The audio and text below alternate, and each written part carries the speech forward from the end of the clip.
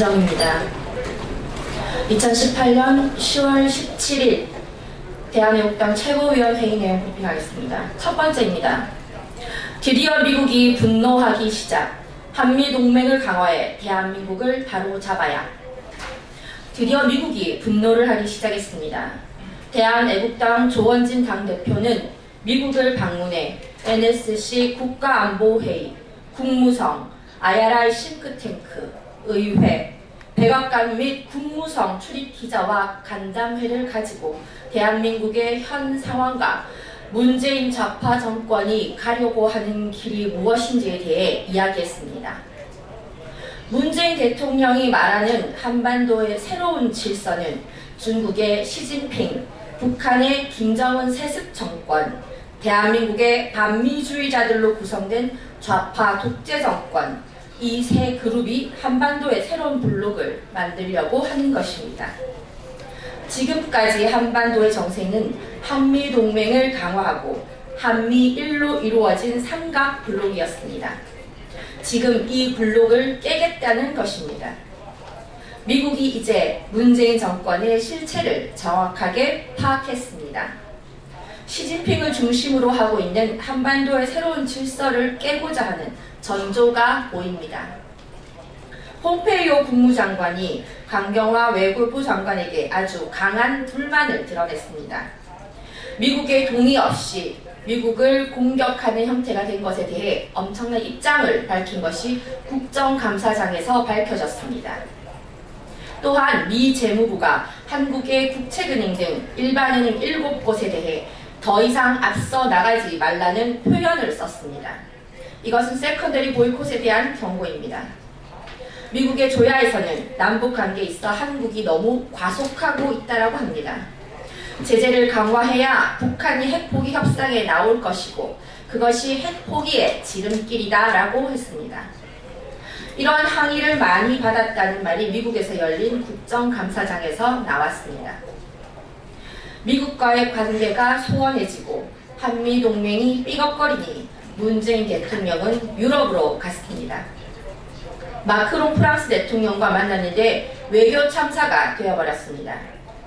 핵 폐기에 관한 이야기가 한동안 미국에서도 없었는데 마크롱 대통령에게서 CVID가 다시 언급되었습니다. 우리나라 언론 방송에서는 이를 이대로 보도하지 않고 있습니다. 프랑스 외교에 있어서도 참사가 발생했습니다.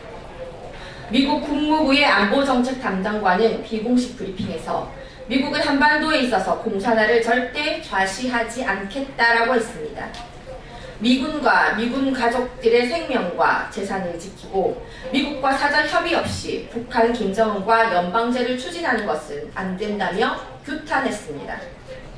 또한 고려연방제 실무협의와 휴전선 부근의 아군 주요 병력 이동은 한미연합사의 동의가 없으면 안 된다고 아예 못을 박아 말했습니다.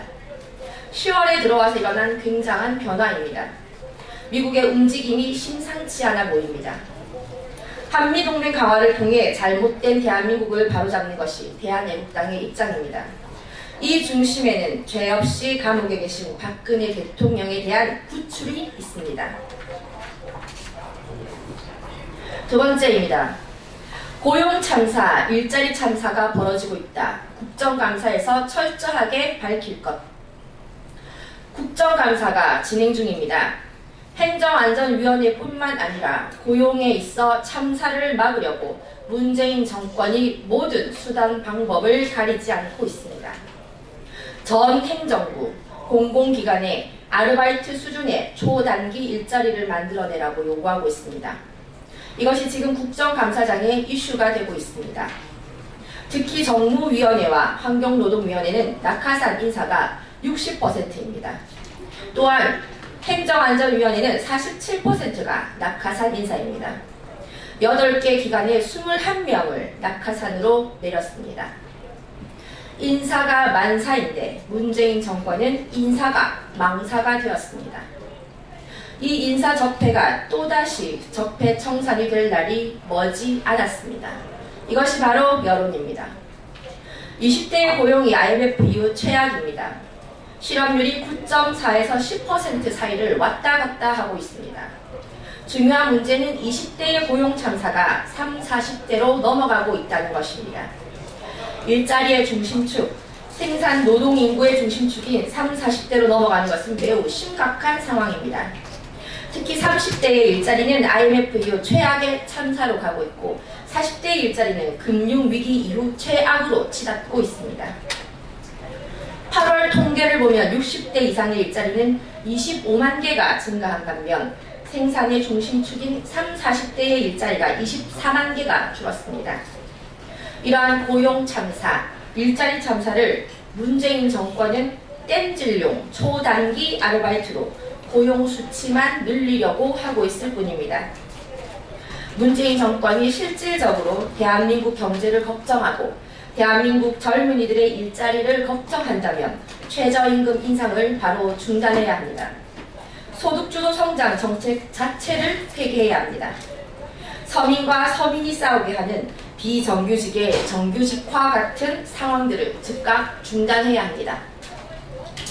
내일부터 서울시 국정감사에 들어갑니다. 서울시가 큰일이 났습니다.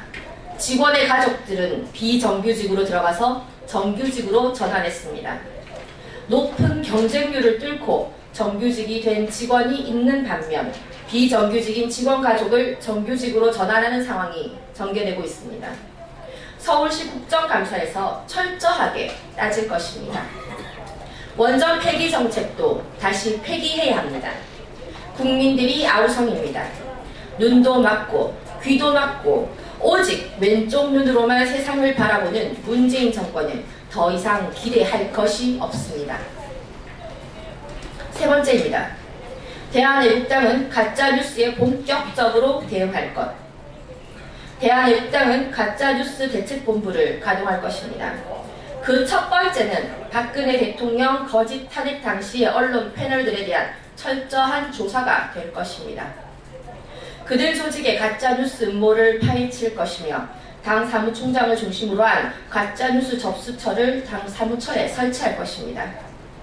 애국 국민들과 당원 동지 여러분들께서는 가짜뉴스와의 전쟁을 해야 합니다. 박근혜 대통령에 대한 거짓, 선동, 음모, 기획되었던 가짜뉴스와의 진짜 전쟁을 해야 합니다.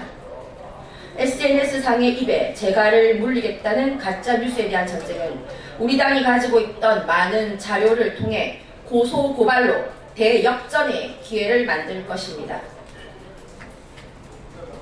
마지막입니다.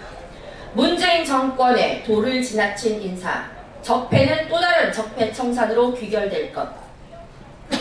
문재인 군 상관, 문재인 중고등학교 동창, 문재인 친구, 이제 대통령이 드러내놓고 측근들을 인사 배치하고 있습니다. 이것이 뉴스에 도배되고 있습니다. 이를 전 캠코더 인사라고 합니다. 전라도, 캠프, 코드, 더불어민주당 인사를 말합니다. 이제는 더불어민주당 국회의원 보좌관들을 대놓고 공공기관의 감사나 주요 인사로 들여보내고 있습니다. 역대 정권에 이런 경우는 없었습니다. 박근혜 정부 때 낙하산 인사라고 몇몇을 가지고 그렇게 난리를 친 더불어민주당입니다. 국정감사장에서 더불어민주당 국회의원들을 보면 얼굴이 사색입니다. 전 캠코더 인사가 도를 지나쳤습니다. 상식선을 넘어섰습니다. 적폐가 적폐를 낳고 적폐는 또 다른 적폐 청산을 낳습니다. 문재인 정권의 인사정권은 또 다른 적폐 청산이 될 수밖에 없는 상황입니다. 2018년 10월 17일 대한애국당 대변인실에서 말씀드렸습니다.